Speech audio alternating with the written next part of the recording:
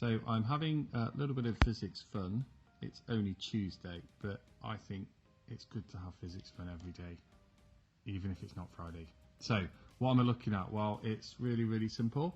It's an electric field situation. So I've got a metal plate here, a metal plate here.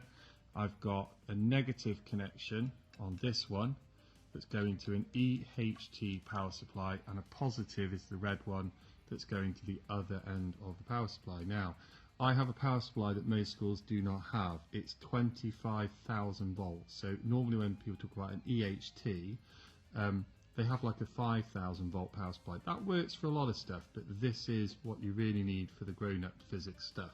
So it will not work with 5,000 volts. If you haven't got one, you'll just have to watch my video and enjoy it.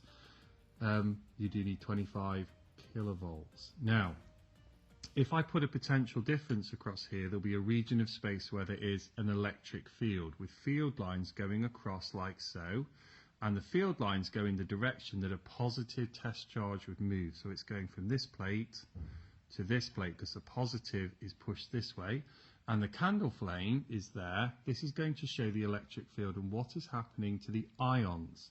So when you burn things, when we combust, we have ions produced, and they're either positive because they have lost electrons. It's always a good thing to have less electrons, or they've gained them. Now, switching on my power supply, and whoa, straight away, 25,000 volts. I've got a major change in the flame. I'm going to dial it back down, and we've got a lovely shape again. So 0 volts, and as I increase, the flame gets shorter and fatter as ions are pulled in different directions. If I go right up again, you can see at that point it's slightly leaning more to the negative. That's because more positive ions are produced, but actually as I go further and further out, it's flattening more and more.